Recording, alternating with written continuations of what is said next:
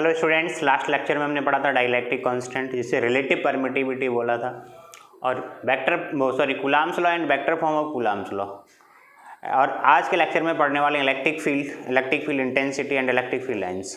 Okay, तो शुरू करते हैं। यस, माय नेम इज तरावाफ, doesn't matter what's your name, but my name is तरावाफ and today we will be discuss about electric field. Electric field. Let us consider this is a point charge which is placed at any point.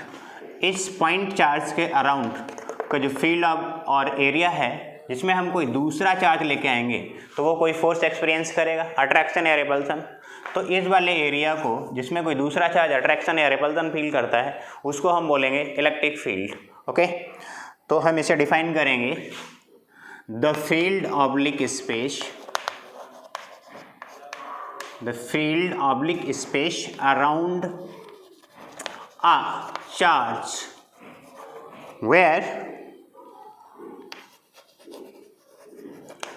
its force can be experienced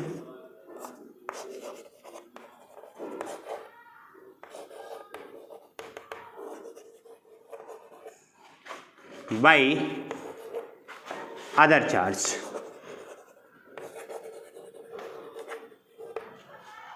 is called electric field. इसके बाद electric field intensity क्या होता है? Electric field intensity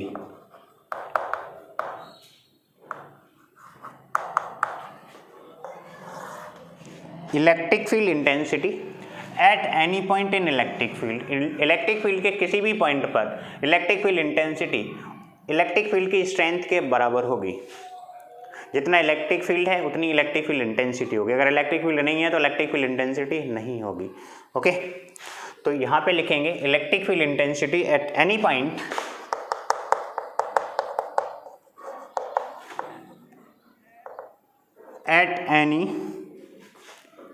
point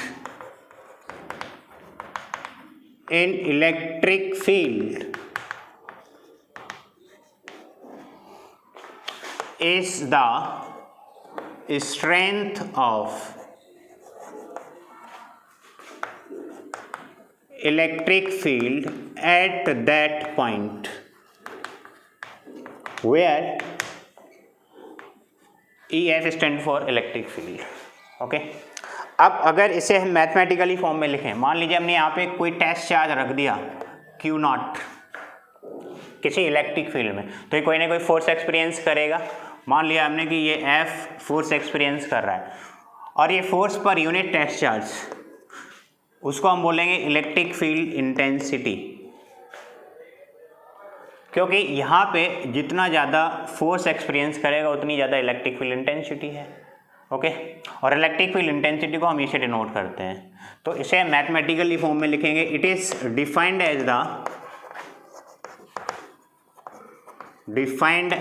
the force experienced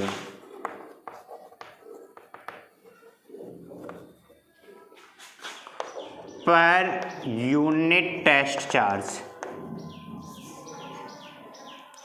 unit test charge. Okay, और इसको हम ई से denote करते हैं, तो ए इक्वल टू क्या हो जाएगा? F/Q0, वेयर F क्या है? फोर्स, जो कोई टेस्ट चार्ज एक्सपीरियंस कर रहा है वो वाला फोर्स, इसका unit newton, Q0 test charge, unit coulomb, और E है electric field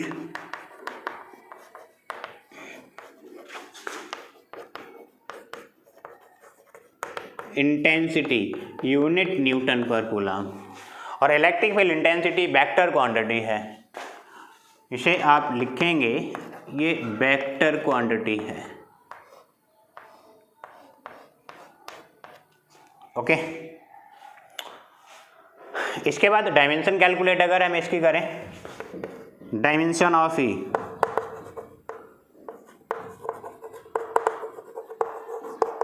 E for electric field intensity. Okay, formula क्या है, E equal to F by Q naught. F force है, फोर्स के लिए होता है ml t inverse square, dimension formula. और यहाँ पे क्यू नॉट है टेस्ट चार्ज, चार्ज के लिए होता है AT।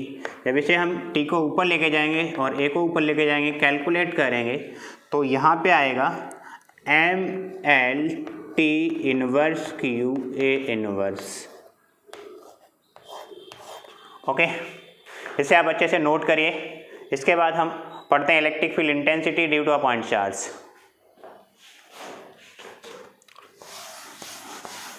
स्क्रीनशॉट ले लिया करो या वीडियो को पॉज करके नोट कर लिया करो। कोशिश ये करें कि नोट्स खुद से बनाएं, जितनी मेहनत खुद से करेंगे वो आपके लिए प्लस पॉइंट है। बिना मेहनत के कुछ मिलता नहीं है, फुकट का नोट्स कहीं से डाउनलोड कर लो, कुछ भी कर लो।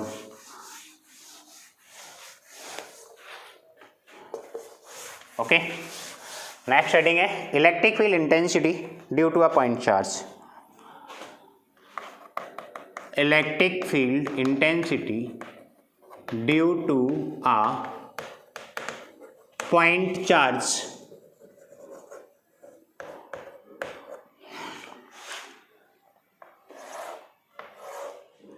ये let us consider a point charge placed at point O, and we have to calculate electric field intensity A at point P at distance R। Okay, एक बात ध्यान रखना, इलेक्ट्रिक फील्ड हमेशा अवे फ्रॉम पॉजिटिव चार्ज होता है, तो इसकी direction इस तरफ हो जाएगी इलेक्ट्रिक फील्ड E की। ओके, अगर हम यहाँ पे इमेजिन कर लें कि यहाँ पे कोई टेस्ट चार्ज Q नॉट रखा हुआ है, तो इन दोनों के बीच में हम कूलम्ब्स लॉ अप्लाई कर सकते हैं, बिल्कुल कर सकते हैं। तो क्या लिखेंगे, late us consider a point charge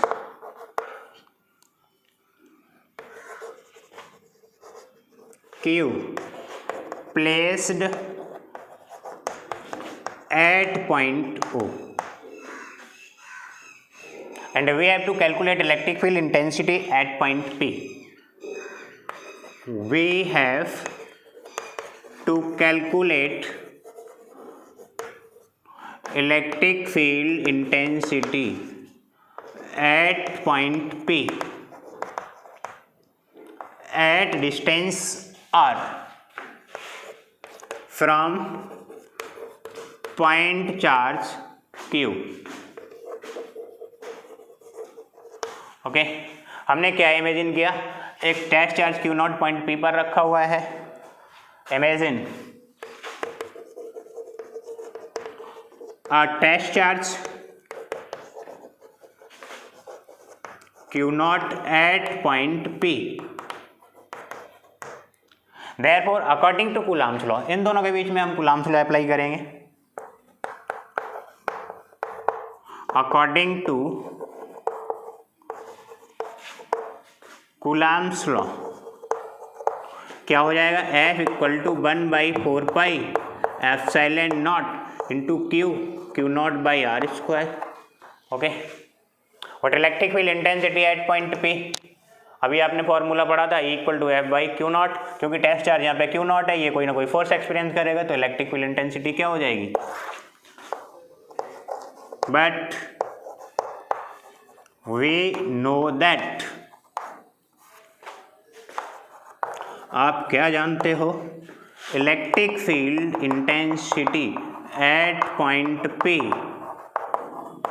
क्या हो जाएगा, E equal to F by Q naught. इसको हम क्या लिख सकते हैं, F इंटू 1/Q नॉट, क्योंकि ये वाला F का वैल्यू हम यहाँ पे रखने वाले हैं। ओके, तो रखते हैं,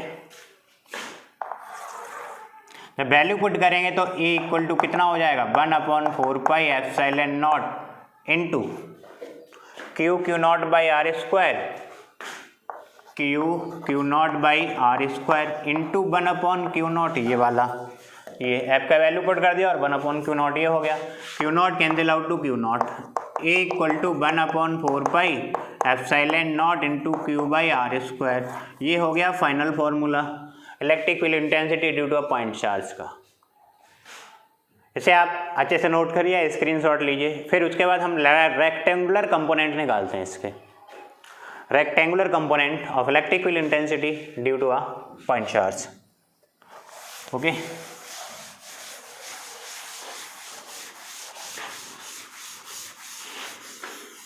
वीडियो को पॉज करके नोट कर लिया करें।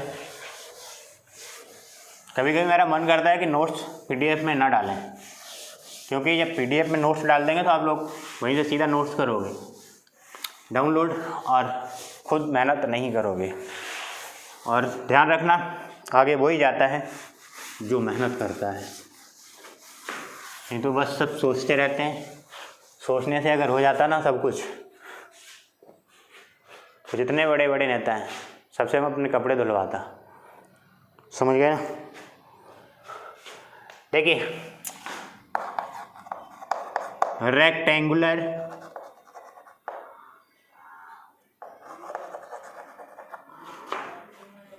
Component of electric field intensity due to a point charge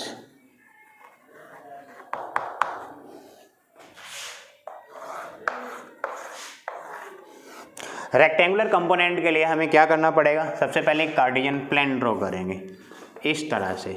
this is x axis, y axis and z axis. ये है हमारा origin and plus Q charge is placed at origin and we have to calculate electric field intensity at point P at position vector r from origin। हम इस point के coordinate मान लेते हैं x, y and z। तो ये position vector क्या हो जाएगा? Vector r equal to x i cap plus y j cap plus z k cap. Okay, अगर हम इसका मैग्नीट्यूड निकालें r equal to mod of vector r, ये क्या हो जाएगा? रूट के अंदर x square plus Y square plus Z square. Okay, तो electric field intensity at point P due to plus Q charge, electric field intensity at point P due to plus Q charge क्या हो जाएगा? E equal to, vector form लिख रहे हैं तो arrow लगा दो, 1/4 pi epsilon naught into Q by R square अभी निकाला था, लेकिन आर हमें वेक्टर फॉर्म लिखना है तो ये स्क्वायर कर दिया तो मैग्नीट्यूड हो जाएगा। तो डायरेक्शन फाइंड आउट करने के लिए यूनिट वेक्टर आर कैप का यूज़ करेंगे और यूनिट वेक्टर आर कैप क्या हो जाएगा? Vector R upon R. Okay, या इसे ऐसे भी लिख सकते हैं, vector R upon mod of vector R. तो ये आर कैप की वैल्यू हम यहाँ पे पुट करेंगे तो क्या हो जाएगा फाइनली?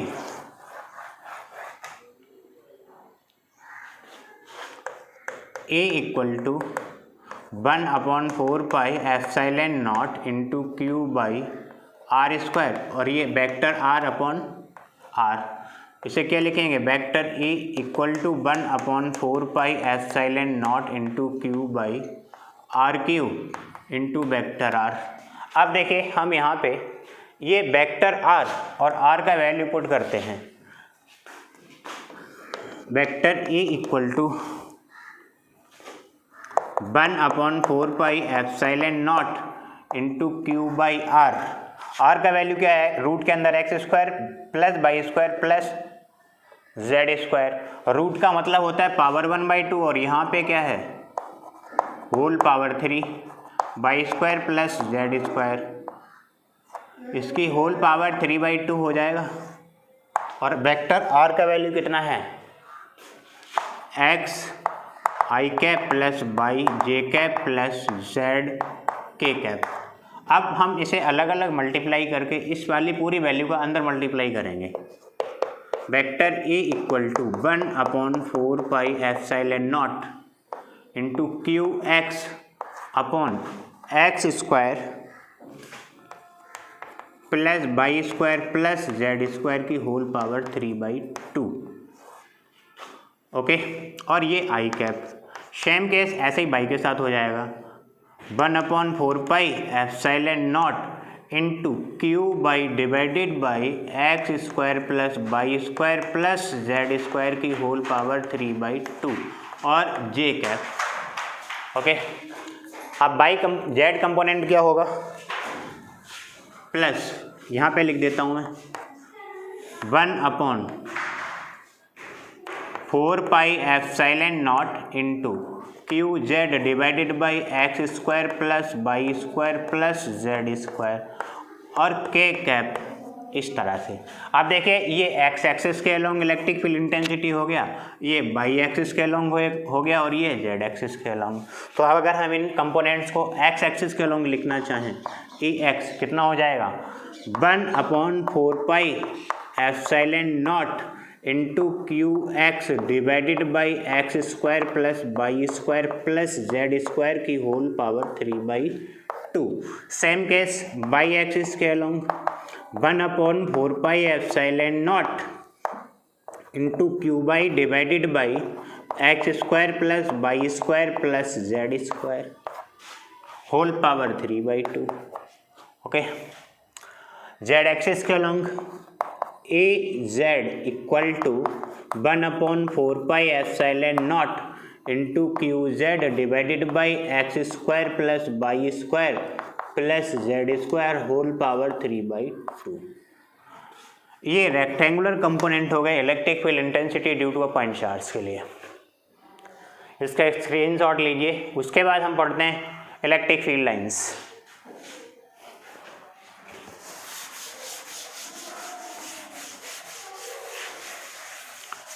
तेरा बाप आया है।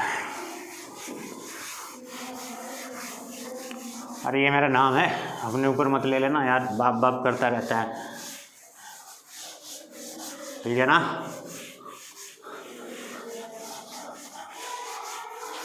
चलिए, और तुम कर भी कह सकते हो वहाँ से, अगर हम ये कहें नहीं हम आपसे ही कह रहे हैं, ज़्यादा यार दो गाली दोगे उससे हमारा कुछ बिगड़ता नहीं। देखिए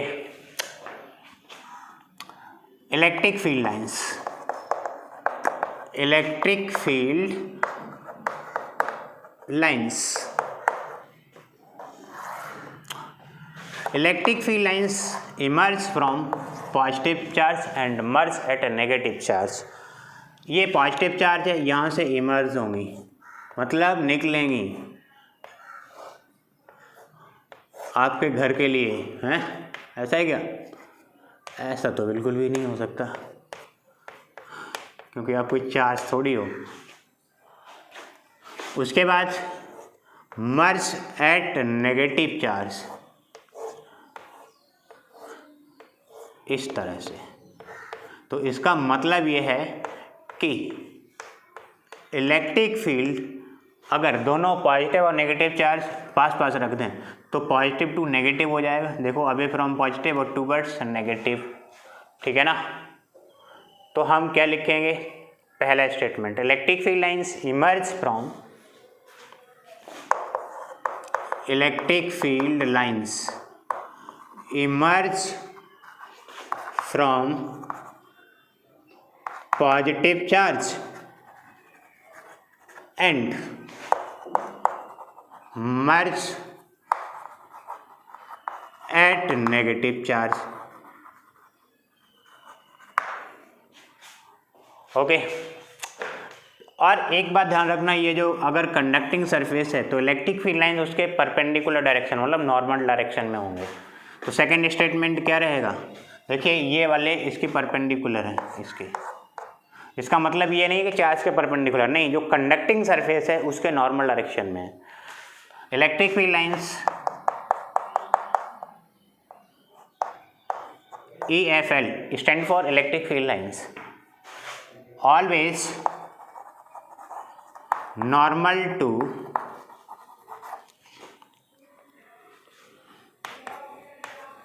conducting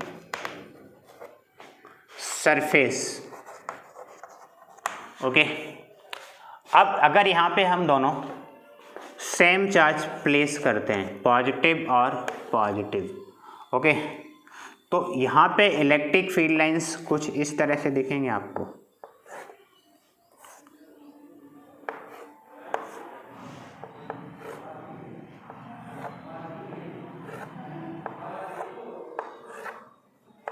ऐसे रिपल्स करते हुए, बट इमर्ज होंगे पॉजिटिव चार्ज से। इस डायरेक्शन का स्पेशली ध्यान रखना है आपको। ऐसे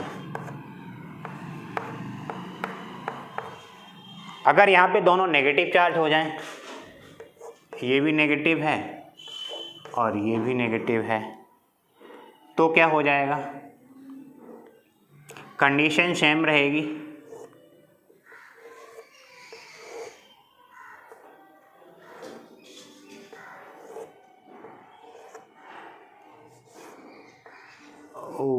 थोड़ा अच्छा बना लेना आप लोग,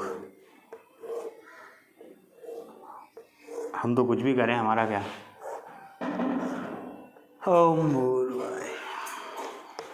ठीक है ना। अब नेगेटिव चार्ज है तो क्या होगा? इस केस में इलेक्ट्रिक फील्ड लाइंस मर्ज होंगे नेगेटिव चार्ज पे, इस तरह से। कंडीशन सेम रहेगी, बट डायरेक्शन जो इलेक्ट्रिक फील्ड लाइंस की है वो उल्टी हो गई इस वाले डायग्राम से।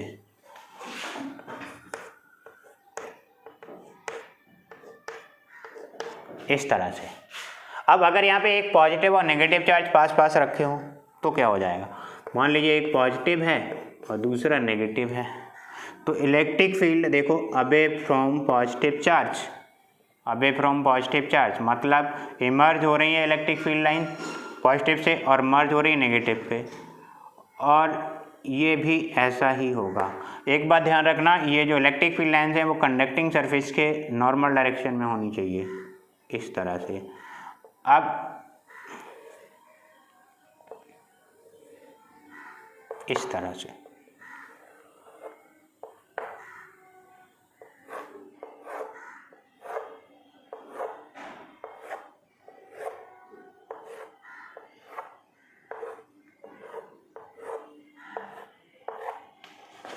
ये डायरेक्शन हो जाएगी।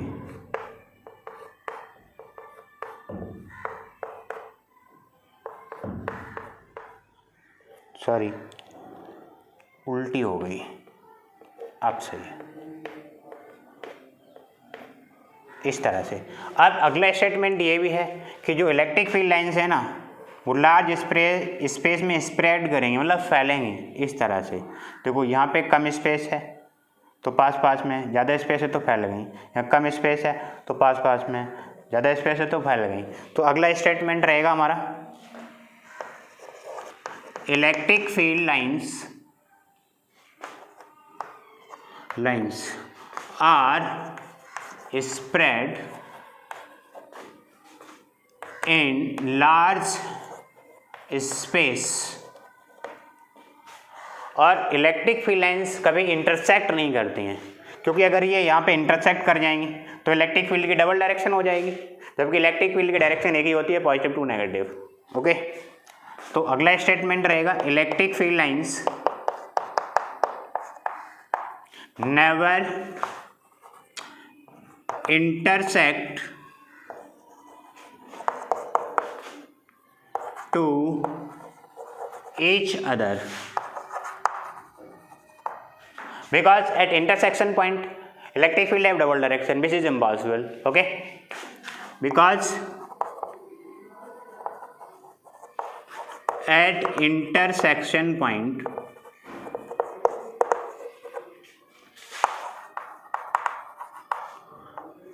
electric field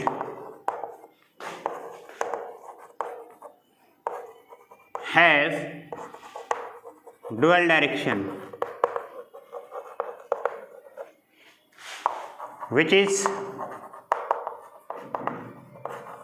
impossible. ओके उसके बाद इलेक्ट्रिक फील्ड की डायरेक्शन होती किधर है, ये अगर हम इस पॉइंट पे देखें तो इस डायरेक्शन में होगी, इसकी टेंजेंट। अगर इस पॉइंट पे देखें तो इसकी टेंजेंट, मतलब जो इलेक्ट्रिक फील्ड लाइन है उसकी टेंजेंट की डायरेक्शन में इलेक्ट्रिक फील्ड की डायरेक्शन होगी। Okay the direction of electric field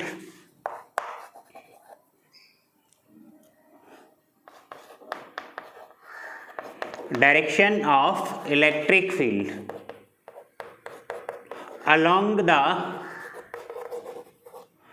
tangent of electric field lines.